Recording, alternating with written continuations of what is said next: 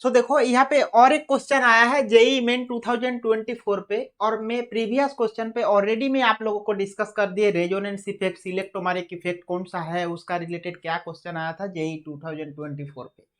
यहाँ पे देखो सेम एक क्या केमिकल रिएक्शन एल्डिहाइड का, जो chemical reaction aldehyde ketone carboxylic acid जो चैप्टर है आपका यूनिट 8, वहां पे आप जाके डायरेक्टली देख सकते हैं एल्डोल कंडेंसेशन का रिएक्शन। यहाँ पे स्टेटमेंट बेसिस क्वेश्चन पूछे। स्टेटमेंट 1 बोले acidity of alpha hydrogen of aldehyde and ketone is responsible for aldol condensation. हम लोगों का एनसीईआरटी बुक पे अगर आप जाके देखेंगे ओबियसली क्या होता है ना, एल्डिहाइड एंड कीटोन में अगर अल्फा हाइड्रोजन प्रेजेंट रहता है तभी एल्डोल कंडेंसेशन पॉसिबल होता है, क्योंकि एल्डोल कंडेंसेशन में जो बेस यूज होता है, बेस क्या करते हैं, मोस्ट एसिडिक प्रोटॉन को टेकअप करते हैं, उसके बाद इनोलेट आयन फॉर्मेशन होता है, उसके बाद रिएक्शन होता है। तो स्टेटमेंट 1 आपका सही है, स्टेटमेंट 1 100% सही है। Statement 2 reaction between benzaldehyde and methanol, sorry ये क्या लिखा हुआ है, इथानल। सो बेंजाल्डिहाइड मींस क्या है, एल्डिहाइड प्रेजेंट है। इथानल मींस क्या है, वो भी एक क्या एल्डिहाइड है। इथानल बोले, इथानॉल नहीं है। सो दोनों एल्डिहाइड हो रहा है। Two different type aldehyde and ketone जब मार्च करते हैं तब क्या होता है ना, क्रॉस एल्डोल कंडेंसेशन होता है। बट यहाँ पे क्या लिखा है, will not give cross aldol condensation, है तो पॉसिबल नहीं है भाई, तो क्रॉस एल्डोल कंडेंसेशन हो का रूल ही है ये, टू डिफरेंट टाइप ऑफ क्या ना बेंजाल्डिहाइड, एल्डिहाइड और कीटोन लेके क्रॉस एल्डोल कंडेंसेशन करते हैं। मींस आपका स्टेटमेंट 2 सही नहीं है। तो हम लोगों का जो ऑप्शन 4 पे रहता है, स्टेटमेंट 1 इज करेक्ट पर स्टेटमेंट 2 इज इनकरेक्ट। सो इसीलिए ऑप्शन 4 सही आंसर है। ये भी नहीं होगा, ये भी नहीं होगा, ये भी नहीं होगा। समझ आए कॉन्सेप्ट? अभी हम लोग आते हैं हमारा जो एल्डिहाइड कीटोन कार्बोक्सिलिक एसिड का जो यूनिट है, वहां पे जाके देखते हैं एल्डोल कंडेंसेशन है क्या है ना।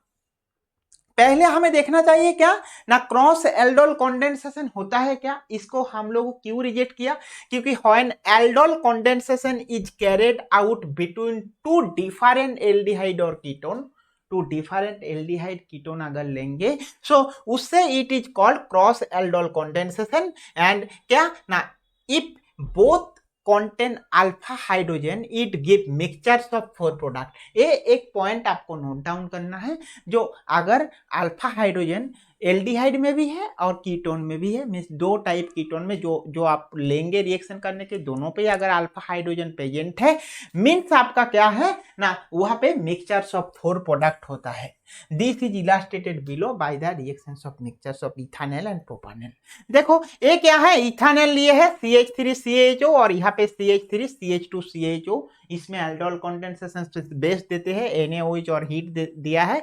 तो जो प्रोडक्ट हुआ देखो, ब्यूटेन 2 प्रोडक्ट हुआ एंड आपका एवी प्रोडक्ट हुआ। तो फ्रॉम 2 मॉलिक्यूल फ्रॉम इथानल, सो इसको इटसेल्फ क्या ना, क्रॉस एल्डोल कंडेंसेशन होने को बाद 2 मॉलिक्यूल मिला है। ऐसे अगर देखेंगे ये भी 2 पेंटेन 2 मॉलिक्यूल फ्रॉम प्रोपानल, सो प्रोपानल से भी 2 मॉलिक्यूल प्रोडक्ट फॉर्मेशन हुआ है। सो सिंपली और सेल्फ एल्डोल कंडेंसेशन, ये दोनों का प्रोडक्ट मिक्सचर्स ऑफ प्रोडक्ट मिला है, ये दोनों क्या सेल्फ एल्डोल कंडेंसेशन हुआ है।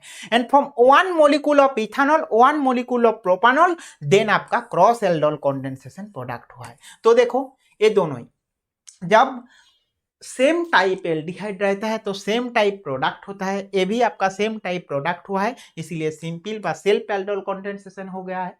और जब क्या है ना, क्रॉस एल्डोल मींस ए 2 कार्बन और यहाँ पे 3 कार्बन, तो टोटल 5 कार्बन का एक प्रोडक्ट हुआ, यहाँ पे भी एक अलग से एक प्रोडक्ट हो गया।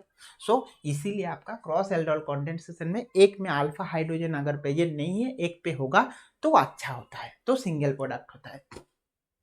देखो जैसे ए हम एल्डिहाइड लिए, इसके साथ एक आपका क्या है ना, कीटोन लिए। सो इसमें ketone can also use N 1 component in the cross aldol condensation. तो इसमें सिलेक्टिवली देखो 1,3 diphenyl pope 2N1 all product हुआ है। ये आपको जानना चाहिए कब क्रॉस एल्डोल कंडेंसेशन होता है और कैसे होता है, ठीक है ना। सो ये अगर आप मैकेनिज्म देखेंगे तो देखो ये जो C double bond O CH3 है, तो ये आपका जो C डबल बॉन्ड O, यहाँ पे जो हाइड्रोजन है, हाइड्रोजन हाइड्रोजन हाइड्रोजन, ये आपका प्रोटॉन लेके ये इनोलेट फॉर्मेशन होता है। वो अल्फा हाइड्रोजन प्रेजेंट रहने का मतलब क्या है ना, उसमें इनोलेट आयन जनरेट करते हैं और इनोलेट आयन रिएक्शन में पार्टिसिपेट करते हैं। ठीक है ना। सो समझ आए आपका कॉन्सेप्ट। ऐसे देखो हम लोगों का जो aldol condensation, so aldol condensation में देखो लिखा ही हुआ aldehyde ketone having at least one alpha hydrogen under a reaction in presence of dilute alkali as a catalyst और beta hydroxy aldehyde aldol and beta hydroxy ketone ketol formation होता है।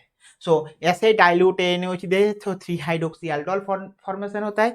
ये आपका क्या, इससे हीट देंगे तो बाहर वाटर निकल के क्या एल्डोल कंडेंसेशन प्रोडक्ट होता है। एल्डोल रिएक्शन और एल्डोल कंडेंसेशन क्या है?